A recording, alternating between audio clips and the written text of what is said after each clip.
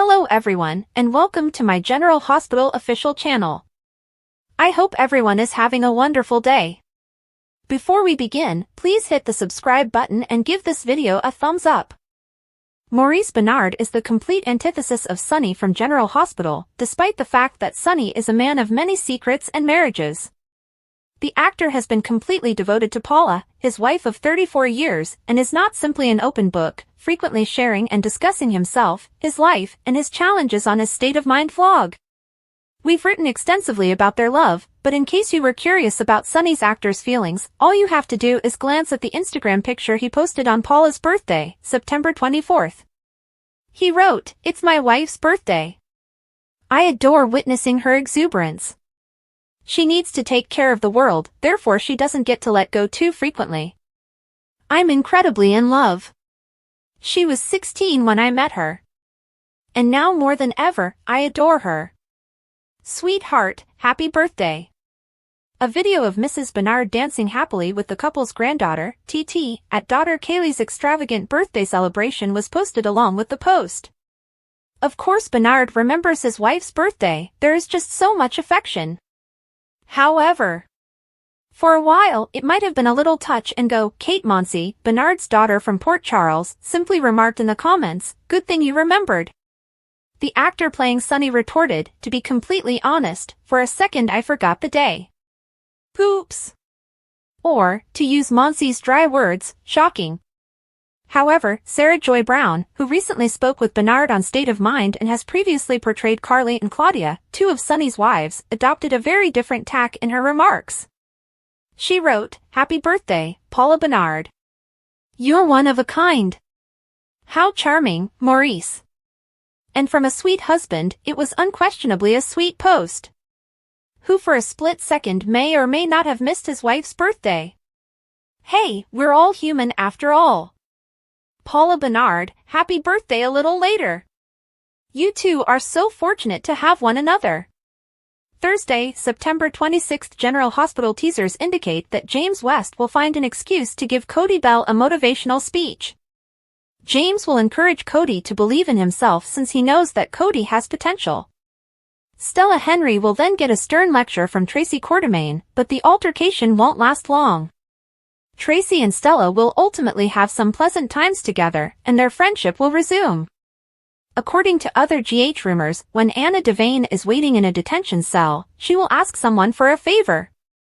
Even with their prior problems, Anna might ask Holly Sutton for assistance.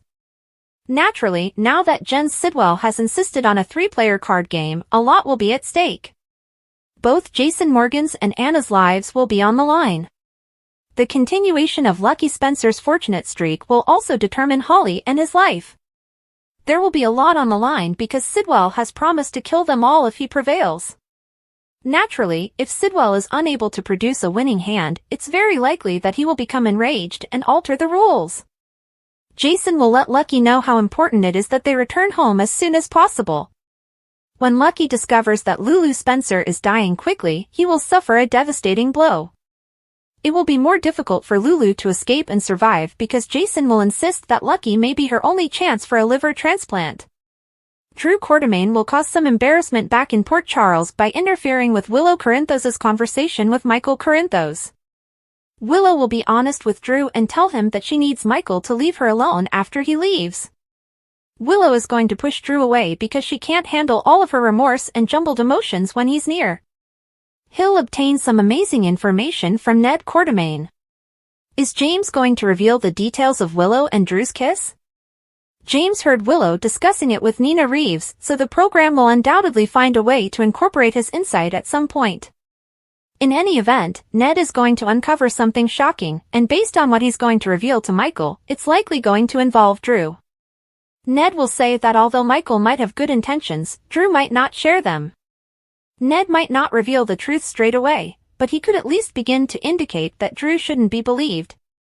According to General Hospital spoilers, Ned must choose what to do with his newfound knowledge.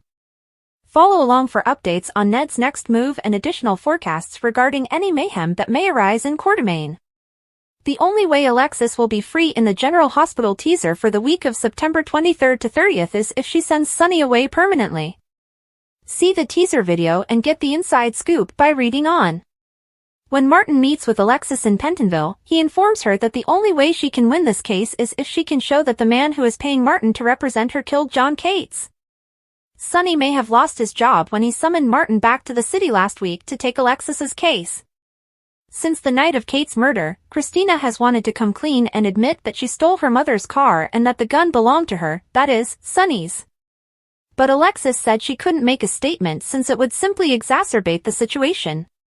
As they approach, Chase informs Dante that Christina is concealing something and that she was ready to speak with him before he stepped in the way. After that, the promo moves to Africa. Lucky, poor, battered man, is still in his cell. Elizabeth gave him a delusion, which made him want to get away and maybe go back to Port Charles. However, it doesn't seem like he's picked that lock. But it appears that Lucky will finally be saved by the cavalry.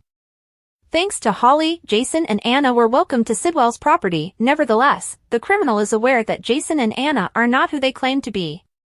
Holly gives Sidwell a smack as it finishes, and Jason starts to attack Sidwell's guys. Then, in the closing seconds, there's a sound that seems like Brennan counting down, 3, 2, 1. Then there's a blazing explosion. The most recent General Hospital spoilers are available on soaps.com and run from Monday, September 16th, through Friday, September 20th. Despite Alexis's imprisonment, everyone in her immediate vicinity is now much more motivated to establish her innocence. Ned vents to the wrong lady in the meantime, Lucky's circumstances worsen, and Jason and Anna find themselves in danger while attempting to return Lulu's one remaining hope for survival home. In today's review, Sonny and Rick eventually meet paths, and everything proceeds according to plan. Tracy is also forced to confront a hard reality. Following Alexis's apprehension, discussions are ablaze in Port Charles. Christina gets hot under the collar when she calls out Sis Molly, but she and Sam try to work out what actually might have happened the night Jagger was killed. It's possible that there's more going on than what first appears when Tracy and Cody's recently formed girlfriend, Sasha, square off. How? Recalling an almost marriage, Rick Hurst partnered with Cynthia Watrose.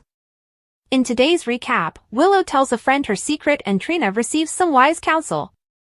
Today on General Hospital, Sam begs Carly to retract her alibi, Sonny comforts Christina, Sidwell ends the charade, and Alexis rejects Martin's legal plan, but Molly agrees. Sam pleads with Carly to take back Sonny's false alibi at the hospital in order to save Alexis. When they get to Lulu's room, Carly ferociously stands up for Sonny. Carly gestures to her unconscious cousin while Sam begs her to come. She is just concerned about saving Lulu at this time. Sam begs Carly to consider thinking about someone else's family for once, knowing that she sent Jason after Lucky in order to achieve that objective. She hopes she won't have to break the news to her son that his father has passed away because she is afraid for Jason. Sam asks Carly to confess the truth about Sonny in exchange for Carly asking her son's father to put his life in danger. Martin begs Alexis in the Pentonville visitor's room to lead the police to the ideal suspect, Sonny Corinthos. Alexis declines. She is aware that if Christina felt the need to defend both of her parents, she would testify against herself in court. When Martin grows impatient with his client, Alexis advises him to accuse any of John Cates' numerous other adversaries. When Sonny questions Christina in her living room, she confesses to him that she might have told Chase too much. She also acknowledges that she killed John Cates by going to the Quartermaines. Sonny is aware that she was experiencing a mental health emergency. Christina says she's been going to the hospital for help, and she thinks he's a fantastic role model. Sonny cautions that murdering someone will permanently mark you, even if it's someone like Cates. That's not what he wants for her. Is he carrying that responsibility, she asks. Jagger was going to keep punishing her in order to get to Sonny, Sonny replies. That won't be an issue going forward. Due to you? Christina speaks hesitantly. Sonny claims that knowing how much she means to him is all that matters. He promises Alexis will be all right as she begs him not to let her mother pay for a crime she did not commit. She'll overcome this. Every one of them will. Jordan brings a pastry to Isaiah when he is in the hospital. They joke around until Jordan receives a call. She responds tensely. Isaiah notices that she has changed in attitude and asks if she wants to chat about it. Reluctantly, Jordan talks about the death of TJ and Molly's child. The headstone, which is ready, was the subject of the call. She avoids him when he asks how she's doing. It's TJ and Molly's loss. Isaiah urges her to look for closure since he understands that it's also her loss. He questions the purpose of Jason and Anna's presence at the poker table in Sidwell's camp. While Anna makes up that she wants to assist him in moving his priceless items, Holly exits to get dressed. As a skeptical Sidwell requests references, Jason stands guard over her. He asks Anna to put a number into his phone so she can contact it. Upon further investigation, a scary Sidwell remarks that conducting business with Anna would be intriguing and profitable if it weren't for how handy it is. When a guard arrives with meals, Lucky attempts to use his knife to open his cell door but hides it. The guard informs Lucky that the boss has returned with elegant visitors as they strike up a conversation. When they are alone once more, Lucky assumes that at least one car will be present. Returning to his locked door, he works on it. He opens it and sees Holly, who was on her way to set him free. Lucky wants to flee, but Holly insists they have to get Sidwell's esteemed guests. Sidwell and one of his men come upon them as they are debating it. Jordan and Alexis meet in the visitor's room after Martin leaves. Jordan inquires when they express their sorrow over losing a grandchild whether Alexis intended to assist Christina in obtaining custody of little Irene. Alexis swears she stayed out of it and kept the petition because she thought Christina would reconsider. While Alexis is optimistic that TJ and Molly will be all right, Jordan fears the tragedy will drive them apart. Jordan and Alexis will always consider each other's child to be their own, no matter what. When Martin meets Molly, she assumes that Sonny has given him the job of representing Alexis. She says that accusing his employer would be the greatest way to support her mother. They both concur that Sonny would never confess and that he would never be betrayed by Jason or Christina. They must so focus on a weak point. Carly is suggested by Molly. Carly enters Isaiah's room with excitement, certain that Lucky will be excused soon. When Isaiah finds out she sent one man in, even though it's Jason, his enthusiasm wanes. Carly tells him that the WSB is unofficially supporting him and that Anna is with him. Isaiah isn't completely satisfied and fears his pals may perish next to Lucky. Sidwell carries Holly and Lucky in handcuffs to the card table where Anna and Jason are waiting. Presuming they are acquainted, he wants answers. Holly emphasizes her and Anna's past interactions with Robert. Sidwell inquires about her relationship with Lucky, to which Lucky responds that Holly was merely being kind. Regarding Sidwell, Anna and Jason are attempting to take advantage of him in any way possible.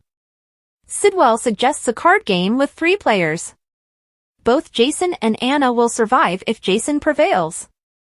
Holly and Lucky will live if Lucky prevails. But they're all dead if Sidwell prevails. Next on General Hospital, Ned learns startling information. Jason and Anna are surrounded by walls, and Tracy and Stella get back together. It's true that Lulu will eventually awaken and begin the difficult task of reconstructing her life. Carly Spencer and Sonny Corinthos ought to proceed with their date in the interim in order to maintain appearances. With the help of their public appearances, Sonny and Carly hope to convince everyone that they are once again a true couple. That might aid Sonny's alibi, but if Carly can't seem to stop flirting with Jack Brennan and Sonny can't seem to keep his hands off Natalia, things might become complicated. It appears that Natalia may have some advice not to fall in love with Sonny because of the drama she'll get involved in, but the heart wants what it wants.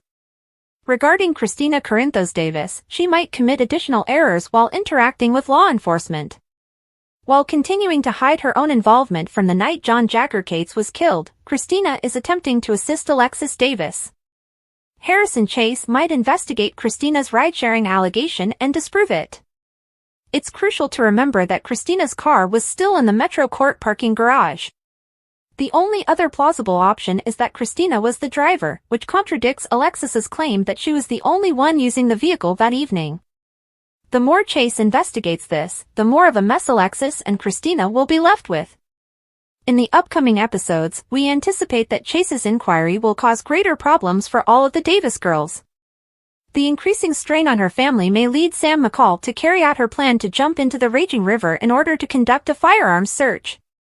Sam will seek to show that the gun Alexis threw away wasn't the murder weapon, but will doing so put her in danger? Thanks for watching. If you like this video, so please don't forget to subscribe my channel and don't miss any update.